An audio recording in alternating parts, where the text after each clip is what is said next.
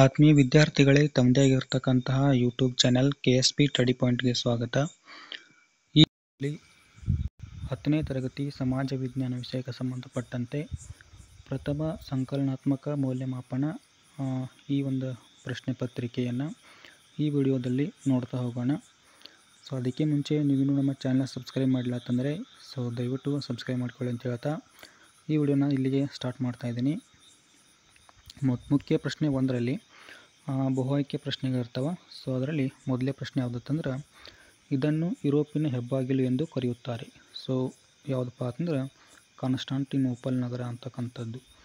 Next 2ನೇ ಪ್ರಶ್ನೆ, 1935ರ ಭಾರತ ಪರಿಷತ್ ಕಾಯ್ದೆ ಸ್ವತಂತ್ರ ಭಾರತದ ಒಂದು ಪ್ರಮುಖ ದಾಖಲೆಯಾಗಿದೆ. ಸೊ ಇಲ್ಲಿ ಆಪ್ಷನ್ಸ್ಗಳಿದಾವೆ ಪ್ರಾಂತ್ಯಗಳಲ್ಲಿ. ಸೊ ಇದೇನಪ್ಪ ಅಂತಂದರೆ ಎಲ್ಲ ಆಪ್ಷನ್ಗಳಲ್ಲಿ ಸರಿಯಾಗಿರ್ತಕ್ಕಂಥ ಒಂದು ಉತ್ತರ ಯಾವುದು ಅಂತಂದರೆ ಅಖಿಲ ಭಾರತ ಒಕ್ಕೂಟ ರಚನೆಗೆ ಅವಕಾಶವನ್ನು ಮಾಡಿಕೊಡ್ತದೆ. ಇನ್ನು 3ನೇ ಪ್ರಶ್ನೆ, ಸೂಕ್ತ ಹುದ್ದೆಗೆ ಸೂಕ್ತ ವ್ಯಕ್ತಿಯನ್ನು ಆಯ್ಕೆ ಮಾಡುವ ಪ್ರಕ್ರಿಯೆ. ಸೊ ಅದಕ್ಕೇನಂತೇಳಿ ಕರೀತಾರೆ ಅಂತಂದ್ರೆ ನೇಮಕಾತಿ ಅಂತೇಳಿ ಕರೀತಾರೆ. ಓಕೆ.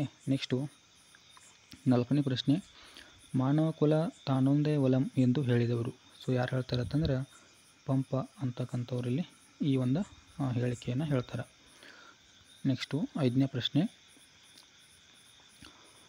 ಸಂಘಟಿತ ಕೆಲಸಗಾರರಿಗೆ ಒಂದು ಉದಾಹರಣೆ ಅಂತ ಹೇಳಿದ. ಸೊ ಇಲ್ಲಿ ಉದಾಹರಣೆ ಇಲ್ಲಿ ಆಪ್ಷನ್ಸ್ಗಳಲ್ಲಿ ಯಾವುದಾಗ್ತದಪ್ಪ ಅಂತಂದ್ರೆ ಶಿಕ್ಷಕರು ಅಂತಕ್ಕಂಥದ್ದು. ನೆಕ್ಸ್ಟ್ 6ನೇ ಪ್ರಶ್ನೆ, ಸ್ಥಳೀಯ ಉಷ್ಣಾಂಶ ಮತ್ತು ಪ್ರಚಲನ ಪ್ರವಾಹಗಳಿಂದ ಏಪ್ರಿಲ್ ಮೇ ತಿಂಗಳುಗಳಲ್ಲಿ ಕರ್ನಾಟಕದಲ್ಲಿ ಉಂಟಾಗುವ ಮಳೆಯನ್ನು ಹೀಗೆಂದು ಕರೆಯುತ್ತಾರೆ. ಸೊ ಏನಂತೇಳಿ ಕರೀತಾರೆ ಅಂತಂದ್ರೆ ಕಾಪಿ ತುಂತುರು ಅಂತೇಳಿ ಕರೀತಾರೆ. ನೆಕ್ಸ್ಟ್ 7ನೇದು, ನೀತಿ ಆಯೋಗದ ದೈನಂದಿನ ಆಡಳಿತ ನೋಡಿಕೊಳ್ಳುವರು ಅಂತೇಳಿ ಸೊ ಒಂದು ಪ್ರಶ್ನೆ. ಸೊ ಈ ಪ್ರಶ್ನೆಗೆ ಉತ್ತರ ಯಾವುದಂದ್ರೆ ಇಲ್ಲಿ ಉಪಾಧ್ಯಕ್ಷರು ಅಂತಕ್ಕಂಥವ್ರು. 8ನೇ ಪ್ರಶ್ನೆ, ಭಾರತದ ಕೇಂದ್ರ ಬ್ಯಾಂಕು ಅಂತಕ್ಕಂಥ ಒಂದು ಪ್ರಶ್ನೆ ಇದೆ. ಸೊ ಉತ್ತರ ಯಾವುದಂತಂದ್ರೆ ಭಾರತೀಯ ರಿಸರ್ವ್ ಬ್ಯಾಂಕ್ ಅಂತೇಳಿ. ಇನ್ನು ಮುಖ್ಯ ಪ್ರಶ್ನೆ 2ರಲ್ಲಿ ಒಂದು ವಾಕ್ಯದಲ್ಲಿ ಉತ್ತರ ಬರಬೇಕು. 9ನೇ ಪ್ರಶ್ನೆ, ನೀರಿನ ನೀತಿ ಎಂದರೇನು ಅಂತೇಳಿದ. ಸೊ ಭೂಮಿಯ ಮೇಲಿನ ಆಧಿಪತ್ಯದ ಬದಲು ಸಮುದ್ರದ ಮೇಲಿನ ಏಕಸ್ವಾಮ್ಯಕ್ಕಾಗಿ ಒಂದು ಬಲಪಡಿಸಿದ ನೌಕಾಶಕ್ತಿಗೆ ಏನಂತೇಳಿ ಕರಿತೀವಿ ಅಂತಂದ್ರೆ ನೀರಿನ ನೀತಿ ಅಂತೇಳಿ ಕರಿತೀವಿ.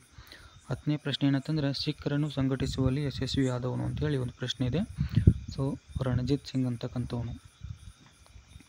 ನೆಕ್ಸ್ಟ್ 11ನೇ ಪ್ರಶ್ನೆ, ಸಾರ್ವಜನಿಕ ಆಡಳಿತ ಎಂದರೇನು ಅಂತೇಳಿ.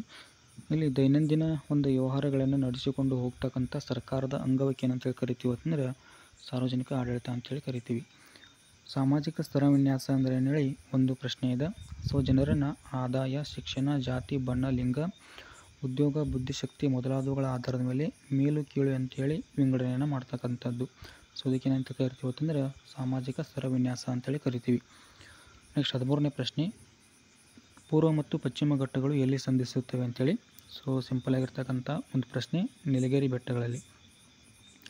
ನೆಕ್ಸ್ಟು ನೈಋತ್ಯ ಮಾನ್ಸೂನ್ ಮಾರುತಗಳು 2 ಶಾಖೆಗಳು ಯಾವ ಅಂತೇಳಿ. ಒಂದು ಅರಬ್ಬಿ ಸಮುದ್ರ, ಇನ್ನೊಂದು ಬಂಗಾಳ ಕೊಲ್ಲಿ ಅಂತೇಳಿ 2 ಶಾಖೆಗಳಿದಾವ. 15ನೇ ಪ್ರಶ್ನೆ, ಹಸಿರು ಕ್ರಾಂತಿ ಎಂದರೇನು ಅಂತೇಳಿ. ಭಾರತದ ಆಹಾರ ಧಾನ್ಯಗಳ ಉತ್ಪಾದನೆಯಲ್ಲಿ ಆದಂಥ ಶೀಘ್ರ ಪ್ರಗತಿಯನ್ನು ಏನಂತ ಕರಿತೀವಿ ಅಂತಂದ್ರೆ ಹಸಿರು ಕ್ರಾಂತಿ ಅಂತೇಳಿ ಕರಿತೀವಿ. 16ನೇದು, ಬ್ಯಾಂಕ್ ಎಂಬ ಪದ ಫ್ರೆಂಚ್ ಭಾಷೆಯ ಯಾವ ಪದದಿಂದ ಬಂದಿದೆ ಅಂತೇಳಿ. ಸೊ ಬ್ಯಾಂಕ್ ಅಂತಕ್ಕಂಥ ಪದದಿಂದ ಏನಾಗಿತ್ತಪ್ಪ ಅಂತಂದ್ರೆ ಇಲ್ಲಿ ಬಂದಿರತಕ್ಕಂಥದ್ದು. ನೆಕ್ಸ್ಟ್ ಮುಖ್ಯ ಪ್ರಶ್ನೆ 3ರಲ್ಲಿ ಸೊ 2ರಿಂದ 4 ವಾಕ್ಯದಲ್ಲಿ ಉತ್ತರವನ್ನು ಬರೀಬೇಕು. 2 ಮಾರ್ಕ್ಸಿನ ಪ್ರಶ್ನೆ, 1909ರ ಭಾರತ ಪರಿಷತ್ ಕಾಯ್ದೆಯ ಮೂಲಕ ಬ್ರಿಟಿಷರು ಭಾರತೀಯರನ್ನು ಒಡೆದಾಳುವ ನೀತಿಯನ್ನು ತೋರಿದರು. ಇದನ್ನು ದೃಢೀಕರಿಸಬೇಕು. ಇಲ್ಲಿ ಉತ್ತರವನ್ನು ಸಿಂಪಲ್ ಆಗಿರ್ತಕ್ಕಂಥ ಉತ್ತರವನ್ನು ನೋಡ್ತಾ ಹೋಗೋಣ. ಬ್ರಿಟಿಷರು ಭಾರತೀಯರನ್ನು ಒಡೆದಾಳಲು ಇಲ್ಲಿ ಬಳಸಿಕೊಳ್ತಾರೆ. ಕೇಂದ್ರ ಶಾಸನಸಭೆ ಸದಸ್ಯರ ಸಂಖ್ಯೆಯನ್ನು 16ರಿಂದ 60ಕ್ಕೆ ಮಾಡ್ತಾರೆ. ಪ್ರಾಂತ್ಯಗಳಲ್ಲಿಯೂ ಶಾಸನಸಭೆಗಳ ಒಂದು ಸದಸ್ಯರ ಸ್ಥಾನವನ್ನು ಹೆಚ್ಚಿಗೆ ಮಾಡ್ತಾರೆ. ಸೊ ಮೊದಲ ಬಾರಿಗೆ ಚುನಾವಣೆ ಮೂಲಕ ಶಾಸನಸಭೆಗೆ ಆಯ್ಕೆಯಾಗಲು ಅವಕಾಶ ನೀಡುತ್ತದೆ. ಮುಸ್ಲಿಮರಿಗೆ ಪ್ರತ್ಯೇಕ ರಾಜಕೀಯ ಪ್ರತಿನಿಧಿ. ಸೊ ಪ್ರತ್ಯೇಕ ಚುನಾವಣೆ ಮತಗಟ್ಟೆ ಅಂತಕ್ಕಂಥದ್ದು ಇಲ್ಲಿ ಜಾರಿಗೆ ತರಲಾಗ್ತದೆ. ನೆಕ್ಸ್ಟು 18ನೇದು, ಶ್ರೀರಂಗಪಟ್ಟಣ ಒಪ್ಪಂದದ ಷರತ್ತುಗಳು ಯಾವ ಅಂತೇಳಿ. ಟಿಪ್ಪು ತನ್ನ ಅರ್ಧ ರಾಜ್ಯವನ್ನು ಬ್ರಿಟಿಷರಿಗೆ ಬಿಟ್ಟುಕೊಡಬೇಕಾಯಿತು. 3 ಕೋಟಿ ರೂಪಾಯಿಗಳನ್ನು ಇಲ್ಲಿ ಯುದ್ಧ ನಷ್ಟ ಭರ್ತಿಯಾಗಿ ಕೊಡುವುದು. ಆಮೇಲೆ ತನ್ನ 2 ಮಕ್ಕಳನ್ನು ಕೂಡ ಇಲ್ಲಿ ಒತ್ತೆಯಾಗಿಡೋದು. ಸೆರೆಯಲ್ಲಿರ್ತಕ್ಕಂಥ ಒಂದು ಸೈನಿಕರನ್ನು ಬಿಡುಗಡೆಯನ್ನು ಮಾಡ್ತಕ್ಕಂಥದ್ದು, ಸೆರೆಸಿಕ್ಕ ಸೈನಿಕರನ್ನು. ನೆಕ್ಸ್ಟು 19ನೇ ಪ್ರಶ್ನೆ ಯಾವುದಂತಂದ್ರೆ ಪ್ರಾದೇಶಿಕತೆಯು ದೇಶದ ಏಕತೆಗೆ ಮಾರಕ, ಇದನ್ನು ಸಮರ್ಥಿಸಬೇಕು. ಈ ಪ್ರಾದೇಶಿಕತೆ ಅಂತಕ್ಕಂಥದ್ದು ರಾಷ್ಟ್ರದ ಏಕತೆ ಮತ್ತು ಸಮಗ್ರತೆಗೆ ಅಪಾಯವನ್ನು ಮಾಡ್ಬೋದು. ಅಂತರ್ ರಾಜ್ಯ ಜಲ ವಿವಾದಗಳಿಗೆ ಕಾರಣವಾಗಬಹುದು. ಗಡಿ ವಿವಾದಗಳಿಗೆ ಕೂಡ ಇಲ್ಲಿ ಕಾರಣವಾಗಬಹುದು. ನೆಕ್ಸ್ಟ್ ಅಥವಾ ಪ್ರಶ್ನೆ ಇದೆ, ಸೊ ಅದನ್ನು ನಾನು ಹೇಳ್ತಾ ಇಲ್ಲ, ಸೊ ಅದನ್ನು ನೀವೇ ನೋಡ್ಕೊಳ್ಬೋದು. ಓಕೆ, ನೆಕ್ಸ್ಟ್ 20ನೇ ಪ್ರಶ್ನೆ, ಕೂಲಿ ಸಹಿತ ಹಾಗೂ ಕೂಲಿ ರಹಿತ ದುಡಿಮೆಗೆ ಇರ್ತಕ್ಕಂಥ ವ್ಯತ್ಯಾಸ ಅಂತೇಳಿದೆ. ಸೊ ಕೂಲಿ ಸಹಿತ ತಂದಾಗ ಭೌತಿಕ ರೂಪದ ಪ್ರತಿಫಲನವನ್ನು ನೀಡ್ತಕ್ಕಂಥ ದುಡಿಮೆಗೆ ಏನಂತೇಳಿ ಕರಿತೀವಿ ಅಂತಂದರೆ ಕೂಲಿ ಸಹಿತ ದುಡಿಮೆ ಅಂತೇಳಿ ಕರಿತೀವಿ. ಇನ್ನು ಕೂಲಿ ರಹಿತ ತಂದಾಗ ಮನಸಂತೋಷದ ದೃಷ್ಟಿಯಿಂದ ಮಾಡ್ತಕ್ಕಂಥ ಒಂದು ದುಡಿಮೆ. ನೆಕ್ಸ್ಟು ಕೂಲಿ ಸಹಿತದಲ್ಲಿ ಆರ್ಥಿಕ ಪ್ರತಿಫಲಕ್ಕಾಗಿ ದುಡಿತಕ್ಕಂಥ ಒಂದು ಕೆಲಸ ಆದರೆ ಇಲ್ಲಿ ಆರ್ಥಿಕ ಲಾಭ ಅಥವಾ ಪ್ರತಿಫಲವಿಲ್ಲದೆ ಒಂದು ದುಡಿಮೆ ಇರ್ತದೆ. ಇನ್ನು ಉದಾಹರಣೆಗೆ ನೋಡೋದಾದ್ರೆ ಇಲ್ಲಿ ಕೂಲಿ ಸಹಿತದಲ್ಲಿ ಉಪನ್ಯಾಸ ಮಾಡತಕ್ಕಂಥದ್ದು, ಕಟ್ಟಡ ಕಟ್ಟುವುದು, ವಾಹನ ರಿಪೇರಿ ಅಂಥೇಳಿ. ಇಲ್ಲಿ ಕೂಲಿ ರಹಿತದಲ್ಲಿ ಕಲಾಕಾರನೊಬ್ಬ ತನ್ನ ಆತ್ಮಸಂತೋಷಕ್ಕಾಗಿ ಬಿಡಿಸ್ತಕ್ಕಂಥ ಒಂದು ಚಿತ್ರ. ಸೊ ಇದಿಷ್ಟು ವ್ಯತ್ಯಾಸ.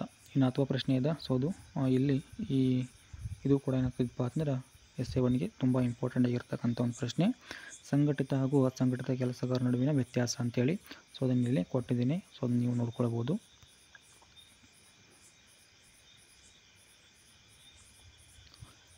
ಓಕೆ, ನೆಕ್ಸ್ಟು 21ನೇದು, ಪರ್ಯಾಯ ಪ್ರಸ್ಥಭೂಮಿಯು ದೇಶದ ಆರ್ಥಿಕ ವ್ಯವಸ್ಥೆಗೆ ಪ್ರಮುಖ ಪಾತ್ರ ವಹಿಸುತ್ತದೆ, ದೃಢೀಕರಿಸಿ ಅಂತೇಳಿ. ಸೊ ಅಪಾರ ಖನಿಜ ಸಂಪನ್ಮೂಲ ಇರ್ತಕ್ಕಂಥದ್ದು, ಆಮೇಲೆ ನದಿಗಳು ಜಲಪಾತಗಳಿಂದ ಕೂಡಿರುವುದರಿಂದ ಇಲ್ಲಿ ಜಲವಿದ್ಯುತ್ ಶಕ್ತಿ ಉತ್ಪಾದನೆಗೆ ಅನುಕೂಲಕರವಾಗಿರ್ತಕ್ಕಂಥದ್ದು. ಸೊ 2 ಪಾಯಿಂಟ್ ಅಷ್ಟೇ ಬರೀಬೇಕು. 22ನೇ ಪ್ರಶ್ನೆ ಏನಂತಂದ್ರೆ, ಅಕ್ಟೋಬರ್ ತಿಂಗಳ ಆರಂಭದಲ್ಲಿ ನೈಋತ್ಯ ಮಾನ್ಸೂನ್ ಮಾರುತಗಳು ಹಿಂದಿರುಗಲು ಕಾರಣವೇನು ಅಂತೇಳಿ. ಸೊ ಅಕ್ಟೋಬರ್ ತಿಂಗಳ ಕೊನೆಯ ಭಾಗದಲ್ಲಿ ಭಾರತದ ಉಪಖಂಡದಲ್ಲಿ ಮಳೆ ಸುರಿದ ಪರಿಣಾಮವಾಗಿ ಉಷ್ಣಾಂಶ ಅಂತಕ್ಕಂಥದ್ದು ಕಡಿಮೆ ಆಗ್ತದೆ. ಅದೇ ರೀತಿ ಸೂರ್ಯನ ಒಂದು ಕಿರಣಗಳು ಈ ಒಂದು ಅವಧಿಯಲ್ಲಿ ದಕ್ಷಿಣಾರ್ಧಗೋಳದ ಮೇಲೆ ಲಂಬವಾಗಿ ಬೀಳ್ತವೆ. ಸೊ ಇದರಿಂದ ಉತ್ತರಾರ್ಧಗೋಳದಲ್ಲಿ ಆ ಉಷ್ಣಾಂಶ ಕಡಿಮೆಯಾಗಿ ಆ ಪ್ರದೇಶವು ಹೆಚ್ಚು ಒತ್ತಡ ಪ್ರದೇಶವಾಗಿ ಪರಿವರ್ತನೆಗೊಳ್ಳುತ್ತದೆ. ಸೊ ಆ ಕಾರಣಕ್ಕಾಗಿ ಇಲ್ಲಿ ನೈಋತ್ಯ ಮಾನ್ಸೂನ್ ಮಾರುತಗಳು ಏನಾಗ್ತಾವೆ ಅಂತಂದ್ರೆ ಹಿಂದಿರುಗಲು ಮುಖ್ಯವಾಗಿರ್ತಕ್ಕಂಥ ಈ ಒಂದು ವಿಷಯ. ನೆಕ್ಸ್ಟ್ 23ನೇದು, ಎರಡನೇ ಹಸಿರು ಕ್ರಾಂತಿ ಎಂದರೇನು ಅಂತೇಳಿ, ಅಥವಾ ಸದಾ ಹಸಿರು ಕ್ರಾಂತಿ ಎಂದರೇನು ಅಂತೇಳಿ. ಕೃಷಿಯಲ್ಲಿ ಸೊ ಎಲ್ಲ ರೀತಿಯ ಪರಿಸರ ಸ್ನೇಹಿ ತಂತ್ರಗಳನ್ನು ಬಳಸುವ ಮೂಲಕ ಕೃಷಿ ಉತ್ಪಾದನೆಯನ್ನು ದ್ವಿಗುಣಗೊಳಿಸುವುದು. ಸೊ ಅದಕ್ಕೆ ಏನಂತೇಳಿ ಕರಿತೀವಿ ಅಂದ್ರೆ ಎರಡನೇ ಹಸಿರು ಕ್ರಾಂತಿ ಅಥವಾ ಸದಾ ಹಸಿರು ಕ್ರಾಂತಿ ಅಂತೇಳಿ ಕರಿತೀವಿ. 24ನೇ ಪ್ರಶ್ನೆ ಏನಂತಂದರೆ, ಬ್ಯಾಂಕಿನ ವಿಧಗಳು ಯಾವ ಅಂತೇಳಿ. ಸೊ ಕೇಂದ್ರ ಬ್ಯಾಂಕು, ವಾಣಿಜ್ಯ ಬ್ಯಾಂಕು, ಕೈಗಾರಿಕಾ ಅಭಿವೃದ್ಧಿ ಬ್ಯಾಂಕು, ಭೂ ಅಭಿವೃದ್ಧಿ ಬ್ಯಾಂಕು, ಸ್ಥಳೀಯ ಬ್ಯಾಂಕು, ಆಮೇಲೆ ಸರ್ಕಾರಿ ಬ್ಯಾಂಕುಗಳಂತೇಳಿ. ಇನ್ನು ಮುಖ್ಯ ಪ್ರಶ್ನೆಯಲ್ಲಿ ಸೊ 3 ಅಂಕದ ಪ್ರಶ್ನೆಗಳು. ಸೊ 25ನೇ ಪ್ರಶ್ನೆ, ಬಕ್ಸಾರ್ ಕದನದ ಪರಿಣಾಮಗಳೇನು ಅಂತೇಳಿ. ಸೊ ಎರಡನೇ ಶಾಲಂ ಈಸ್ಟ್ ಇಂಡಿಯಾ ಕಂಪ್ನಿಗೆ ಏನಪ್ಪ ಅಂತಂದ್ರೆ ಬಂಗಾಳದ ಮೇಲೆ ದಿವಾನಿ ಹಕ್ಕನ್ನು ಕೊಡ್ತಾನೆ. ಆಮೇಲೆ ವಾರ್ಷಿಕ 26 ಲಕ್ಷ ರೂಪಾಯಿ ಪಡೆದು ಬಂಗಾಳದ ಮೇಲಿನ ಹಕ್ಕನ್ನು ಬಿಟ್ಟುಕೊಡ್ತಾನೆ. ಔಧದ ನವಾಬ ಕಂಪ್ನಿಗೆ ಯುದ್ಧ ನಷ್ಟ ಪರಿಹಾರವಾಗಿ 50 ಲಕ್ಷ ರೂಪಾಯಿ ಕೊಡಬೇಕಾಗ್ತದೆ. ಮೀರ್ ಜಾಫರ್ನಿಗೆ ವಿಶ್ರಾಂತಿ ವೇತನ. ಆಮೇಲೆ ಬಂಗಾಳದ ಪೂರ್ಣ ಆಡಳಿತ ಕಂಪ್ನಿಗೆ ಒಳಪಡ್ತಿದೆ. ಕೊನೆಯದಾಗಿ ರಾಬರ್ಟ್ ಕ್ಲೈವ್ ದ್ವಿ ಸರ್ಕಾರವನ್ನು ಜಾರಿಗೆ ತರ್ತಾನೆ. 26ನೇ ಪ್ರಶ್ನೆ, ಸೊ ಸಹಾಯಕ ಸೇನಾ ಪದ್ಧತಿಯ ನಿಬಂಧನೆಗಳ್ಯಾವಂತೇಳಿ ಅಥವಾ ಷರತ್ತುಗಳ್ಯಾವಂತೇಳಿ. ಸೊ ಭಾರತೀಯ ರಾಜನು ಬ್ರಿಟಿಷ್ ಸೈನಿಕ ತುಕಡಿಯನ್ನು ಇರಿಸಿಕೊಳ್ಬೇಕು. ಸೇನೆ ವೇತನ ಮತ್ತು ನಿರ್ವಹಣೆ ವೆಚ್ಚವನ್ನು ಸಂಬಂಧಪಟ್ಟ ರಾಜ್ಯವೇ ಭರಿಸಬೇಕು. ರೆಸಿಡೆಂಟನ್ನು ನೇಮಕ ಮಾಡಿಕೊಳ್ಳಬೇಕು. ಸೊ ಆಸ್ಥಾನದಲ್ಲಿ ಏನಪ್ಪ ಅಂದ್ರೆ ಯಾವುದೇ ಯುರೋಪಿಯನ್ನ ಇವ್ರದ್ದು ಒಂದು ಪರ್ಮಿಷನ್ ಇಲ್ಲದೆ ನೇಮಕ ಮಾಡಿಕೊಳ್ಳುವಂತಿಲ್ಲ. ನೆಕ್ಸ್ಟು ಯಾವುದೇ ರಾಜ್ಯದೊಂದಿಗೆ ಯುದ್ಧ ಅಥವಾ ಸಂಧಾನ ಮಾಡಿಕೊಳ್ಳುವಂತಿಲ್ಲ. ಕಂಪ್ನಿ ಏನು ಮಾಡ್ತಿತ್ತು ಅಂದ್ರೆ ಆ ರಾಜ್ಯಕ್ಕೆ ಆಂತರಿಕ ಮತ್ತು ಬಾಹ್ಯವಾದ ರಕ್ಷಣೆಯನ್ನು ಕೊಡ್ತಾಯಿತ್ತು. 27ನೇ ಪ್ರಶ್ನೆ ಏನಂತಂದ್ರೆ, ಬ್ರಿಟಿಷರ ಕಂದಾಯ ನೀತಿಯ ಪರಿಣಾಮಗಳನ್ನು ಪಟ್ಟಿ ಮಾಡಿ ಅಂತೇಳಿ. ಇಲ್ಲಿ ರೈತರನ್ನು ಶೋಷಿಸುವ ಒಂದು ಹೊಸ ಜಮೀನ್ದಾರಿ ಸಮುದಾಯ ಅಂತಕ್ಕಂಥದ್ದು ಸೃಷ್ಟಿಯಾಗ್ತದೆ. ಅದೇ ರೀತಿ ರೈತರು ಏನಪ್ಪ ಅಂದ್ರೆ ವಿವಿಧ ಬಗೆಯ ಸಂಕಷ್ಟಕ್ಕೆ ಇಲ್ಲಿ ಒಳಗಾಗ್ತಾರೆ. ಭೂಮಿ ಮಾರಾಟದ ವಸ್ತು ಆಗ್ತದೆ. ಆಮೇಲೆ ಅನೇಕ ಜಮೀನ್ದಾರರು ಕೂಡ ಇಲ್ಲಿ ಕಂದಾಯವನ್ನು ಸಲ್ಲಿಸಲು ಭೂಮಿಯನ್ನು ಪರಭಾರೆ ಮಾಡ್ತಾರೆ. ಕೃಷಿ ಕ್ಷೇತ್ರ ಅಂತಕ್ಕಂಥದ್ದು ವಾಣಿಜ್ಯೀಕರಣಗೊಳ್ತದೆ. ಸೊ ಹಣದ ಲೇವಾದೇವಿಗಾರ ಏನಾಗ್ತಾರೆ ಅಂತಂದರೆ ಇಲ್ಲಿ ಬಲಿಷ್ಠರಾಗತೊಡಗ್ತಾರೆ. ಸೊ ಅಥವಾ ಪ್ರಶ್ನೆ ಇದೆ, ಸೊ ಸಂಗೊಳ್ಳಿ ರಾಯಣ್ಣನ ಒಂದು ಪಾತ್ರ ಅದು ಸ್ವಾತಂತ್ರ್ಯ ಹೋರಾಟದಲ್ಲಿ. ಸೊ ಅದನ್ನು ನೀವಿಲ್ಲಿ ನೋಡ್ಕೊಳ್ಬೋದು. ಓಕೆ, ನೆಕ್ಸ್ಟು 28ನೇ ಪ್ರಶ್ನೆ ಏನಂತಂದ್ರೆ, ಲೂಥರ್ ಗುಲಿಕ್ ರವರ ಪ್ರಕಾರ ಪೋಸ್ಟ್ ಕಾರ್ಬ್ ಒಂದು ದೃಷ್ಟಿಕೋನದ ಪ್ರಕಾರ ಸಾರ್ವಜನಿಕ ಆಡಳಿತದ ವ್ಯಾಪ್ತಿಯನ್ನು ವಿವರಿಸಿ ಅಂತೇಳಿ.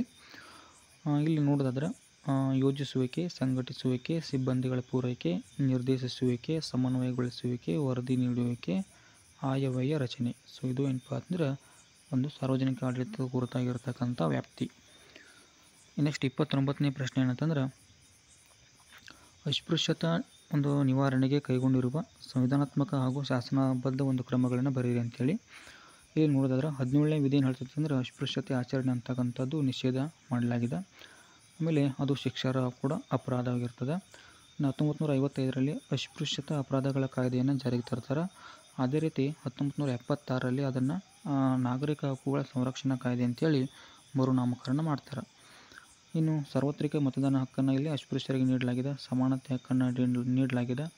ಶಿಕ್ಷಣ ಮತ್ತು ಉದ್ಯೋಗಗಳಲ್ಲಿ ಮೀಸಲಾತಿಯನ್ನು ಕೊಡಲಾಗಿದೆ. ಸೊ 1989ರ ಒಂದು ಶಾಸನ ರಾಜ್ಯ ಸರ್ಕಾರಗಳಿಗೆ ಏನಂತಂದ್ರೆ ವಿಶೇಷವಾಗಿರ್ತಕ್ಕಂಥ ಒಂದು ಅಸ್ಪೃಶ್ಯತೆ ನಿರ್ಮೂಲನೆ ವಿಶೇಷ ಜವಾಬ್ದಾರಿಯನ್ನು ಕೊಟ್ಟಿದೆ. ಇನ್ನು 30ನೇ ಪ್ರಶ್ನೆ, ಭಾರತದಲ್ಲಿ ಕಂಡುಬರುವ ಮಣ್ಣಿನ ವಿಧಗಳು ಅಂತೇಳಿ. ಸೊ ಮೆಕ್ಕಲು ಮಣ್ಣು, ಕಪ್ಪು ಮಣ್ಣು, ಕೆಂಪು ಮಣ್ಣು, ಜಂಬಿಟ್ಟಿಗೆ ಮಣ್ಣು, ಮರುಭೂಮಿ ಮಣ್ಣು, ಪರ್ವತ ಮಣ್ಣು ಅಂತೇಳಿ. ಸೊ ಟೋಟಲಾಗಿ 6 ರೀತಿಯಾಗಿರ್ತಕ್ಕಂಥ ಮಣ್ಣುಗಳಲ್ಲಿ ನಾವು ನೋಡ್ಬೋದು. ಇನ್ನು ಅಥವಾ ಪ್ರಶ್ನೆ ಏನಂತಂದ್ರೆ ಭಾರತದಲ್ಲಿ ಕಂಡುಬರುವ ಅರಣ್ಯಗಳ ಪ್ರಕಾರಗಳು ಯಾವ ಅಂತೇಳಿ ಸೊ ಇಲ್ಲಿ ಕೊಟ್ಟಿದ್ದೀನಿ, ಅದನ್ನು ನೀವು ಇಲ್ಲಿ ನೋಡ್ಕೊಳ್ಬೋದು. ನೆಕ್ಸ್ಟ್ 31ನೇ ಪ್ರಶ್ನೆ ಏನಂತಂದರೆ ಇತ್ತೀಚಿನ ವರ್ಷಗಳಲ್ಲಿ ಅರಣ್ಯ ಪ್ರದೇಶಗಳು ಕಡಿಮೆಯಾಗುತ್ತಿದೆ, ಏಕೆ ಅಥವಾ ಅದನ್ನು ಸಮರ್ಥಿಸಬೇಕು. ಸೊ ಏಕೆ ತಂದಾಗ ವ್ಯವಸಾಯದ ಒಂದು ವಿಸ್ತರಣೆ ಆಗ್ತಾಯಿದೆ, ಹೈನುಗಾರಿಕೆ ಅಂತಕ್ಕಂಥದ್ದು ಆಗ್ತಾಯಿದೆ, ಆಮೇಲೆ ರಸ್ತೆ ಮತ್ತು ರೈಲು ಮಾರ್ಗಗಳ ಒಂದು ನಿರ್ಮಾಣ ಆಗ್ತಾಯಿದ್ದಾವೆ. ಸೊ ನೀರಾವರಿ ಯೋಜನೆಗಳ ಒಂದು ನಿರ್ಮಾಣ ಕೂಡ ಇಲ್ಲಿ ಆಗ್ತಾಯಿದೆ. ಆಮೇಲೆ ಕಾಡ್ಗಿಚ್ಚು ಆಗ್ತಾಯಿದೆ, ಆಮೇಲೆ ಗಣಿಗಾರಿಕೆ ಅಂಥದ್ದು ಕೂಡ ಇಲ್ಲಿ ಆಗ್ತಾಯಿದೆ. ಸೊ ಆ ಕಾರಣಕ್ಕಾಗಿ ಅರಣ್ಯ ಪ್ರದೇಶ ಅಂತಕ್ಕಂಥದ್ದು ಕಡಿಮೆ ಆಗ್ತಾಯಿದೆ ಇತ್ತೀಚಿನ ಒಂದು ದಿನಗಳಲ್ಲಿ. 32ನೇ ಪ್ರಶ್ನೆ, ಪಂಚವಾರ್ಷಿಕ ಯೋಜನೆಗಳ ಉದ್ದೇಶಗಳನ್ನು ಬರೆಯಿರಿ ಅಂತೇಳಿ. ಸೊ ಉತ್ಪಾದನೆಯನ್ನು ಗರಿಷ್ಠ ಮಟ್ಟಕ್ಕೆ ಹೆಚ್ಚಿಸುವುದು, ಉದ್ಯೋಗಾವಕಾಶಗಳನ್ನು ಹೆಚ್ಚಿಸುವುದು, ಅದೇ ರೀತಿ ಆರ್ಥಿಕ ಅಸಮಾನತೆಯನ್ನು ಕಡಿಮೆ ಮಾಡ್ತಕ್ಕಂಥದ್ದು, ಇನ್ನು ಆರ್ಥಿಕ ಸ್ಥಿರತೆಯನ್ನು ಕಾಯ್ದುಕೊಳ್ಳುವುದು, ಅಷ್ಟೇ ಅಲ್ಲದೆ ಅರ್ಥವ್ಯವಸ್ಥೆಯನ್ನು ಆಧುನೀಕರಣಗೊಳಿಸುವುದು. ಸೊ ಎಷ್ಟೇನಪ್ಪ ಅಂದರೆ ಪಂಚವಾರ್ಷಿಕ ಯೋಜನೆಯ ಉದ್ದೇಶಗಳು. ಇನ್ನು ಅಥವಾ ಪ್ರಶ್ನೆ ಇತ್ತು, ಅದು ಯಾವುದಂತಂದ್ರೆ ನೀತಿ ಆಯೋಗದ ಧ್ಯೇಯಗಳು ಯಾವುವು ಅಂತೇಳಿ. ಸೊ ಅದು ಇಂಪಾರ್ಟೆಂಟ್ ಆಗ್ತದೆ, 2 ಮಾರ್ಕ್ಸ್ ಅಥವಾ ಒಂದು 3 ಮಾರ್ಕ್ಸಲ್ಲಿ ಕೇಳ್ಬೋದು. ಸೊ ಅದನ್ನು ಇಲ್ಲಿ ನೋಡ್ಕೊಳ್ಬೋದು. ನೆಕ್ಸ್ಟು 33ನೇ ಪ್ರಶ್ನೆ, ಬ್ಯಾಂಕಿನ ಕಾರ್ಯಗಳನ್ನು ವಿಶ್ಲೇಷಿಸಿ ಅಂತೇಳಿದೆ. ಸೊ ಬ್ಯಾಂಕ್ ಏನೇನು ಮಾಡ್ತದೆ ತಂದಾಗ ಸಾರ್ವಜನಿಕರಿಂದ ಠೇವಣಿಯನ್ನು ಅಂಗೀಕರಿಸ್ತದೆ, ಸಾಲಗಳನ್ನು ಕೊಡ್ತದೆ, ಆಮೇಲೆ ಹಣವನ್ನು ವರ್ಗಾಯಿಸುವುದು, ಖರ್ಚು ಕಾರ್ಡು ಮತ್ತು ಜಮಾ ಕಾರ್ಡುಗಳನ್ನು ಕೊಡ್ತಕ್ಕಂಥದ್ದು, ಸೊ ಹಣಕ್ಕೆ ಭದ್ರತೆಯನ್ನು ಕೊಡ್ತದೆ, ಸೊ ಸಹಿಗಳಿಗೆ ಜವಾಬ್ದಾರಿಯನ್ನು ಹಾಕ್ತದೆ. ಓಕೆ, ನೆಕ್ಸ್ಟ್ ಅಥವಾ ಪ್ರಶ್ನೆ ಇದೆ. ಸೊ ಬ್ಯಾಂಕ್ ಸಲ್ಲಿಸುವ ಸೇವೆಗಳನ್ನು ವಿಶ್ಲೇಷಿಸಿ ಅಂತೇಳಿ. ಸೊ ಮುಖ್ಯವಾಗಿ ಸಾಮಾನ್ಯವಾಗಿರ್ತಕ್ಕಂಥ ಅಂಶಗಳೇ ಬರ್ತವೆ. ಜಮಾ ಕಾರ್ಡ್ ಆಗಿರ್ಬೋದು, ಸಾಲ, ಖಾಸಗಿ ಸಾಲ ಕೊಡ್ತದೆ, ಸೊ ಮನೆ ಕಟ್ಟಲು ಸಾಲ ಆಗಿರ್ಬೋದು, ವ್ಯಾಪಾರಕ್ಕೆ ಬೇಕಾಗಿರ್ತಕ್ಕಂಥ ಸಾಲ ಆಗಿರ್ಬೋದು, ಭದ್ರತಾ ಕಪಾಟುಗಳನ್ನು ಕೊಡ್ತದೆ, ಸೊ ಡೆಬಿಟ್ ಕಾರ್ಡ್ ಮತ್ತು ಕ್ರೆಡಿಟ್ ಕಾರ್ಡ್ಗಳನ್ನು ಕೊಡ್ಬೋದು. ನೆಕ್ಸ್ಟ್ ಭರವಸೆ ಒಂದು ಸೇವೆಗಳನ್ನು ಕೊಡ್ತದೆ. ಓಕೆ, ನೆಕ್ಸ್ಟು ಮುಖ್ಯ ಪ್ರಶ್ನೆಯಲ್ಲಿ ಸೊ 4 ಅಂಕದ ಒಂದು ಪ್ರಶ್ನೆಗಳು. 34ನೇ ಪ್ರಶ್ನೆ, ಮಾರ್ತಾಂಡವರ್ಮನು ಡಚ್ಚರನ್ನು ಹೇಗೆ ನಿಯಂತ್ರಿಸಿದನು ಅಂತೇಳಿ ಒಂದು ಪ್ರಶ್ನೆ ಇದೆ. ಇಲ್ಲಿ ನೋಡೋದಾದ್ರೆ 1758ರವರೆಗೆ ವಯನಾಡು ಸಂಸ್ಥಾನವನ್ನು ಆಳ್ವಿಕೆಯನ್ನು ಮಾಡ್ತಾನೆ. ಅದೇ ರೀತಿ ಡಚ್ಚರಿಂದ ತನ್ನ ಸಂಸ್ಥಾನವನ್ನು ರಕ್ಷಿಸ್ತಾನೆ. ರಾಜಧಾನಿಯನ್ನು ತಿರುವನಂತಪುರಕ್ಕೆ ಸ್ಥಳಾಂತರಿಸ್ತಾನೆ. ಕರಿಮೆಣಸಿನ ವ್ಯಾಪಾರದಲ್ಲಿ ಹಿಡಿತ ಸಾಧಿಸುತ್ತಿದ್ದ ಡಚ್ಚರನ್ನು ಇಲ್ಲಿ ತಡೆಗಟ್ತಾನೆ. ಇನ್ನು ಅಷ್ಟೇ ಅಲ್ಲದೆ ಏನಪ್ಪ ಅಂದರೆ ಡಚ್ಚರು ತಿರುವಾಂಕೂರಿನ ಮೇಲೆ ದಾಳಿ ಮಾಡಿದಾಗ ಸೊ ಅದನ್ನು ಸೋಲಿಸ್ತಾನೆ. ನೆಡುಮಂಗಡ ಮತ್ತು ಕೊಟ್ಟಾರಕ ಅಂತಕ್ಕಂಥ ವ್ಯಾಪಾರಿ ಕೇಂದ್ರಗಳನ್ನು ವಶಪಡಿಸಿಕೊಳ್ತಾನೆ. 1741ರಲ್ಲಿ ಡಚ್ಚರು ತಿರುವಾಂಕೂರಿನ ಮೇಲೆ ಯುದ್ಧವನ್ನು ಸಾರಿದಾಗ ಸೊ ಅದನ್ನು ಹಿಮ್ಮೆಟ್ಟಿಸ್ತಾನೆ. ಇನ್ನು ಕೊನೆಯದಾಗಿ ಡಚ್ಚರು ಏನು ಮಾಡ್ತಾರೆ ಅಂತಂದರೆ 1753ರಲ್ಲಿ ಒಪ್ಪಂದ ಮಾಡಿಕೊಂಡು ಸಂಪೂರ್ಣವಾಗಿ ಶರಣಾಗ್ತಾರೆ. ಇದಿಷ್ಟು ಏನಂತಂದರೆ ಮಾರ್ತಾಂಡವರ್ಮ ಡಚ್ಚರನ್ನು ನಿಯಂತ್ರಿಸಿದ ರೀತಿ. ಇನ್ನು ನೆಕ್ಸ್ಟು ಅಥವಾ ಪ್ರಶ್ನೆಯಲ್ಲಿ ಸೊ ನಾಲ್ವಡಿ ಕೃಷ್ಣರಾಜ ಒಡೆಯರ ಒಂದು ಸಾಧನೆಗಳು ಅಥವಾ ಕೊಡುಗೆಗಳು. ಸೊ ಇದು ಏನಪ್ಪ ಅಂದರೆ ಪಿಕ್ಸ್ ಅಂತೇಳಿ ನೀವು ತಿಳ್ಕೊಳ್ಬೋದು. SA1ಗೆ ಸೊ 4 ಅಂಕದ ಒಂದು ಪಿಕ್ಸ್ ಪ್ರಶ್ನೆ ಅಂತೇಳಿ ತಿಳ್ಕೊಬೋದು. ಇಲ್ಲಿ ಉತ್ತರವನ್ನು ನೋಡೋದಾದ್ರೆ ಪ್ರಾಥಮಿಕ ಶಾಲೆಗಳಲ್ಲಿ ಶುಲ್ಕವನ್ನು ರದ್ದು ಮಾಡ್ತಾರೆ, ಶಿಕ್ಷಣ ಶುಲ್ಕ. ಅದೇ ರೀತಿ ಹೆಣ್ಣು ಮಕ್ಕಳ ವಿದ್ಯಾಭ್ಯಾಸಗಳ ಏಳಿಗೆಗಾಗಿ ನೆರವನ್ನು ಕೊಡ್ತಾರೆ. ಸೊ ಮೈಸೂರು ವಿಶ್ವವಿದ್ಯಾಲಯ ಸ್ಥಾಪನೆ ಆಗ್ತದೆ. ಸೊ ವಿದೇಶಿ ವಿದ್ಯಾಭ್ಯಾಸಕ್ಕೆ ಹೋಗ್ತಕ್ಕಂಥ ವಿದ್ಯಾರ್ಥಿಗಳಿಗೆ ವಿದ್ಯಾರ್ಥಿ ವೇತನ. ಇನ್ನು ಬೆಂಗಳೂರಿನಲ್ಲಿ ಏನಪ್ಪ ಅಂದ್ರೆ ಭಾರತೀಯ ವಿಜ್ಞಾನ ಸಂಸ್ಥೆ ಸ್ಥಾಪನೆ ಮಾಡ್ತಾರೆ. ಕಾವೇರಿ ನದಿಗೆ ಅಣೆಕಟ್ಟನ್ನು ಇಲ್ಲಿ ಕಟ್ತಾರೆ. ಸೊ ರೈಲು ಮಾರ್ಗಗಳ ನಿರ್ಮಾಣ ಆಗ್ತದೆ. ಸಣ್ಣ ಮತ್ತು ದೊಡ್ಡ ಪ್ರಮಾಣದ ಕೈಗಾರಿಕೆಗಳ ಒಂದು ಸ್ಥಾಪನೆ ಕೂಡ ಆಗ್ತದೆ. ಸೊ ಹಾಗಾಗಿ ನಾಲ್ವಡಿ ಕೃಷ್ಣರಾಜ ಒಡೆಯರ ಸಾಧನೆಗಳನ್ನು ಇಷ್ಟು ನೋಡ್ಬೋದು. ನೆಕ್ಸ್ಟು ಸೊ ಇದು ಕೂಡ ಏನಪ್ಪ ಅಂದ್ರೆ ಫಿಕ್ಸ್ ಆಗಿರ್ತಕ್ಕಂಥ ಒಂದು ಪ್ರಶ್ನೆ ಅಂತೇಳಿ ನೀವು ಇಲ್ಲಿ ತಿಳ್ಕೊಳ್ಬೋದು. ಸೊ ಅದು ಪ್ರಶ್ನೆ ಯಾವುದಂತಂದ್ರೆ ಬ್ರಿಟಿಷ್ ಶಿಕ್ಷಣ ಪದ್ಧತಿಯು ಭಾರತದ ಶೈಕ್ಷಣಿಕ ವ್ಯವಸ್ಥೆ ಮೇಲೆ ಮಹತ್ತರ ಪರಿಣಾಮ ಬೀರಿತು, ಈ ಹೇಳಿಕೆಯನ್ನು ಸಮರ್ಥಿಸಿ ಅಂತೇಳಿ. ಸೊ ಇಲ್ಲಿ ಉತ್ತರವನ್ನು ನೋಡೋದಾದ್ರೆ ಮೊದಲೇ ಅಂಶ ಆಧುನಿಕತೆ, ಜಾತ್ಯತೀತತೆ, ಪ್ರಜಾಪ್ರಭುತ್ವ, ವೈಜ್ಞಾನಿಕ ಆಲೋಚನಾ ಕ್ರಮದಲ್ಲಿ ಭಾರತೀಯರಲ್ಲಿ ಬೆಳವಣಿಗೆ ಆಗ್ತದೆ. ಆಮೇಲೆ ರಾಷ್ಟ್ರೀಯವಾದಿ ದೃಷ್ಟಿಕೋನದ ಒಂದು ಬೆಳವಣಿಗೆ ಆಗ್ತಿದೆ. ಸ್ಥಳೀಯ ಭಾಷೆಗಳು ವಿಕಸನಗೊಂಡು ಸಾಹಿತ್ಯ ರಚನೆ ಅಂತಕ್ಕಂಥದ್ದು ಆಗ್ತದೆ. ಸೊ ವೃತ್ತಪತ್ರಿಕೆಗಳು ಹುಟ್ಟಿಕೊಳ್ತವೆ. ಹೊಸ ಸಾಮಾಜಿಕ ಮತ್ತು ಧಾರ್ಮಿಕ ಚಳವಳಿಗಳು ಪ್ರಾರಂಭವಾಗ್ತವೆ. ಸೊ ಭಾರತೀಯ ವಿದ್ಯಾವಂತರ ಒಂದು ಆಲೋಚನಾ ಕ್ರಮದಲ್ಲಿ ನಾವೀನ್ಯತೆ ಅಂತಕ್ಕಂಥದ್ದು ಉಂಟಾಗ್ತದೆ. ಸೊ ಅದೇ ರೀತಿ ಭಾರತೀಯ ಸಾಂಸ್ಕೃತಿಕ ಪರಂಪರೆಗಳ ಒಂದು ಅರಿವು ಕೂಡ ಇಲ್ಲಿ ಆಗ್ತದೆ. ಸೊ ಇದಿಷ್ಟು ಏನಂತಂದ್ರೆ ಇಲ್ಲಿ ಶಿಕ್ಷಣದಿಂದ ಆಗಿರ್ತಕ್ಕಂಥ ಒಂದು ಪರಿಣಾಮ. ನೆಕ್ಸ್ಟು 36ನೇ ಪ್ರಶ್ನೆ. ಸೊ ಇದು ಕೂಡ ಏನಪ್ಪ ಅಂತಂದ್ರೆ 4 ಅಂಕದ ಒಂದು ಫಿಕ್ಸ್ ಆಗಿರ್ತಕ್ಕಂಥ ಪ್ರಶ್ನೆ ಅಂತೇಳಿ ತಿಳ್ಕೊಳ್ಬೋದು. ಅದು ಏನಂತಂದ್ರೆ ಲಿಂಗತ್ವ ಅಲ್ಪಸಂಖ್ಯಾತರಿಗೆ ಆಗುವ ತಾರತಮ್ಯಗಳನ್ನು ಹೋಗಲಾಡಿಸಲು ಇತ್ತೀಚೆಗೆ ಸಾಕಷ್ಟು ಕ್ರಮಗಳನ್ನು ಕೈಗೊಂಡಿದೆ. ಸೊ ಇದನ್ನು ಸಮರ್ಥಿಸಬೇಕು. ಉತ್ತರವನ್ನು ನೋಡೋದಾದ್ರೆ ಸೊ ಲಿಂಗತ್ವ ಅಲ್ಪಸಂಖ್ಯಾತ ವ್ಯಕ್ತಿಗಳ ಒಂದು ಹಕ್ಕುಗಳ ಸಂರಕ್ಷಣಾ ಕಾಯ್ದೆಯನ್ನು ಜಾರಿಗೆ ತರಲಾಗಿದೆ. ಅದು 2019ರಲ್ಲಿ. ನೆಕ್ಸ್ಟು ಲಿಂಗತ್ವ ಅಲ್ಪಸಂಖ್ಯಾತ ವ್ಯಕ್ತಿಗಳ ಕಲ್ಯಾಣಕ್ಕಾಗಿ ಸಮಗ್ರ ಪುನರ್ವಸತಿ ಉಪಯೋಜನೆಯನ್ನು ಜಾರಿಗೆ ತರಲಾಗಿದೆ. ರಾಷ್ಟ್ರೀಯ ಪರಿಷತ್ ರಚನೆ ಮಾಡಲಾಗಿದೆ. ಸೊ ಗರಿಮಾ ಗೃಹಗಳ ಒಂದು ನಿರ್ಮಾಣ ಮಾಡಲಾಗಿದೆ. Next national council for transgender persons ಅಂತೇಳಿ ಸೊ ಮತ್ತೊಂದು ಯೋಜನೆಯನ್ನು ಜಾರಿಗೆ ತರಲಾಗಿದೆ. ಅದೇ ರೀತಿ national portal for transgender persons ಅಂತೇಳಿ ಮತ್ತೊಂದು ಯೋಜನೆ ಜಾರಿಗೆ ತರಲಾಗಿದೆ. ಇನ್ನು ಸ್ಮೈಲ್ ಅಂತಕ್ಕಂಥ ಯೋಜನೆಯನ್ನು ಈ ಒಂದು ಲಿಂಗತ್ವ ಅಲ್ಪಸಂಖ್ಯಾತರಿಗೆ ತರಲಾಗಿದೆ ಜಾರಿಗೆ. ನೆಕ್ಸ್ಟು ರಾಷ್ಟ್ರೀಯ ನೀತಿ ಇದೆ. ಅದೇ ರೀತಿ ಏನಪ್ಪ ಅಂತಂದ್ರೆ ಕರ್ನಾಟಕ ಸರ್ಕಾರದಲ್ಲಿ ಲಿಂಗತ್ವ ಅಲ್ಪಸಂಖ್ಯಾತರ ರಾಜ್ಯ ನೀತಿ ಅಂತೇಳಿ 2017ರಲ್ಲಿ ಜಾರಿಗೊಳಿಸಲಾಗಿದೆ.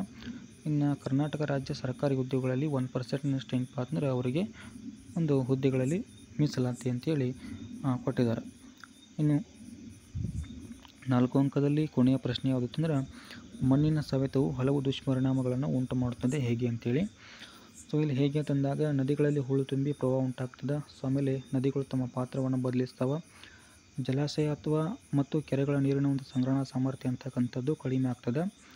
ಭೂಮಿಯಲ್ಲಿ ಇಂಗ್ತಕ್ಕಂಥ ನೀರಿನ ಪ್ರಮಾಣ ಕೂಡ ಇಲ್ಲಿ ಕಡಿಮೆ ಆಗ್ತದೆ.